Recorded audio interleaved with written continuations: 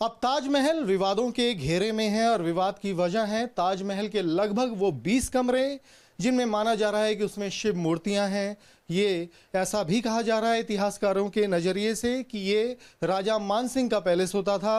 इन तमाम दलीलों के साथ में इलाहाबाद हाई कोर्ट की लखनऊ बेंच में एक याचिका दाखिल हुई है और याचिकाकर्ता के वकील एडवोकेट रुद्र विक्रम सिंह हमारे साथ हैं। उनसे विस्तृत बात करते हैं कि क्या याचिका का सर आधार क्या है, ये याचिका जो लखनऊ बेंच में दाखिल की है।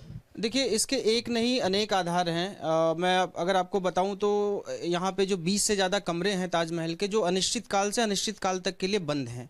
जब हमने ताजमहल हम जब घूमने गए वहाँ पे हमको पता चला कि भाई ये 20 से ज़्यादा कमरे बंद हैं। हमने आरटीआई लगाकर ये जानने की कोशिश करी तो आरटीआई में जवाब मिलता है कि सुरक्षा की दृष्टि से ये कमरे बंद हैं।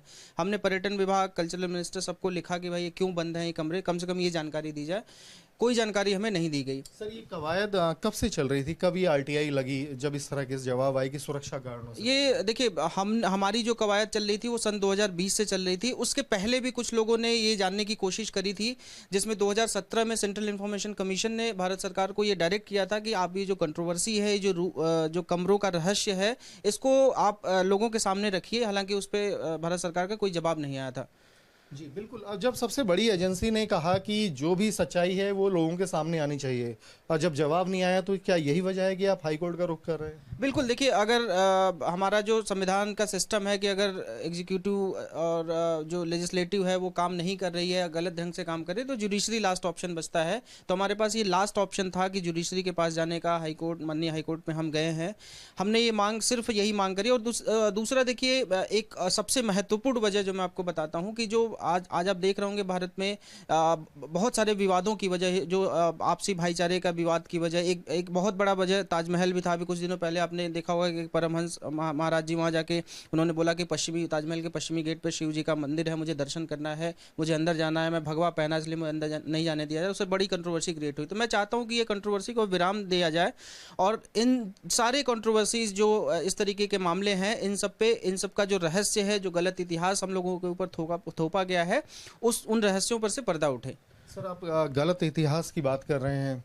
आपकी जो याचिका है उसमें किस तरह की दलीलें ली गई हैं? जो शिव मूर्ति मिलने की बात है, जो 20 कमरे हैं, तो उसमें क्या आधार बनाया गया है? देखिए, गलत इतिहास मैं ऐसे कहूँगा कि जब आप ताजमहल देखने जाएंगे तो उसमें बड़ी सी शिलालेख है, उस पर लिखा गया कि इस महल का निर्माण 1632 से लेकर 1633 में लगभग 22 वर्षों में कंप्लीट हुआ। अगर आप हालांकि बहुत अजूबा है, बहुत 7 अजूबों में से एक है ताजमहल, बहुत अच्छा है। लेकिन अगर आप इस बात की कल्पना भी करें तो आपको लगता है कि ये इमारत बनने में 22 साल लगते होंगे। पहली वजह तो सिर्फ यही है। दूसरी वजह देखिए, जो बादशाह नामा जो शाहजहां के बारे में ही सारी लिखी गई है, उसके 403 पेज नंबर 403 पेज पे बात उसमें लिखा गया कि शाहजहां ने जो है राजा मान सिंह से वो जगह, उनका पैलेस मांगा, उनसे पैलेस मांग के एक जगह मांगी जिसमें उसको अपने रानी जो शाहजहां बेगम थी उनका मकबरा बनाना था। दूसरी वजह ये हो गई। तीसरी वजह मैं आपको बताता हूँ कि कई सारे तब के फ्रेंच, इंग्लिश और डच यात्री आए थे जिन्होंने अपने यात्रा वृत्तांत में ऐसा लिखा है 1632 से पहले, जब ये कोट करते हैं कि बनना शुरू हुआ, तब से पहले उन्होंने ऐसा कोट किया है कि आगरा फोर्ट से एक मील के दूर पर एक बहुत भव्य महल है, जिसके बाहर जो गार्डन आप देख रहे होंगे ताजमहल के आगे का, उसका भी वर्णन उन्होंने बखूबी लिखा है। एक फ्रेंच यात्री तो यहाँ तक लिखता है कि शाहजहां ने जानबूझकर यहाँ पे अपनी बेगम का मकबरा बनवाया जिससे वो विश्व ख्याति प्राप्त कर सके।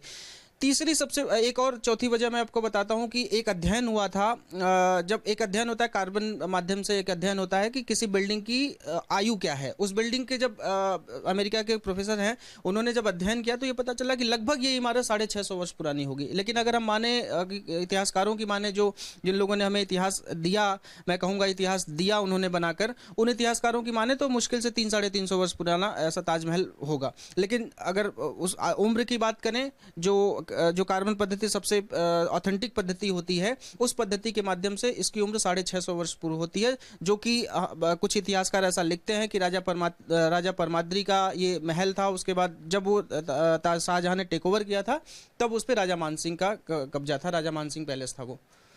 सर उसके अंदर शिव मूर्ति वाली जानकारी कहाँ से आ रही है, उसका क्या आधार हो सकता है जो बंद कमरे हैं? देखिए शिव मूर्ति वाली जो अब हमेशा जब आप पुराने जगहों को आप देखेंगे तो जो किला होता था वहाँ पे हमेशा जो प्राण प्रतिष्ठा की मूर्तियाँ जरूर स्थापित होती। शिव का एक तेजो महालय नाम से ऐसा कहा जाता है, कई इतिहासकारों ने ऐसा कहा है कि ये तेजो महालय के नाम से शिव की भव्य मूर्ति थी वहाँ पे। कुछ लोग ऐसा भी कहते हैं कि वो ज्योतिर्लिंग भी था। तो हमारा कुल मिला के यही कहना है कि अगर मान भी लेते हैं कि शिव मूर्ति नहीं है वहाँ, तो उन कमरों को बंद क्यों रखा गया है? उन कमरों को खोल के दिखा दीजिए सबके सामने, एक वीडियोग्राफी करा के सबको दिखा दीजिए, दूध का दूध पानी का पानी हो जाएगा। सारा जो भी कंट्रोवर्सी है उस कंट्रोवर्सी को विराम लग जाएगा। बिल्कुल, जब कंट्रोवर्सी की बात चल रही है तो हम ज्ञान व्यापी मस्जिद को लेकर भी चीज़ों को देख रहे हैं और ये आरोप लगता है कि कहीं ये हिंदू मुस्लिम चीज़ों को जो है माहौल बिगाड़ने की बात है।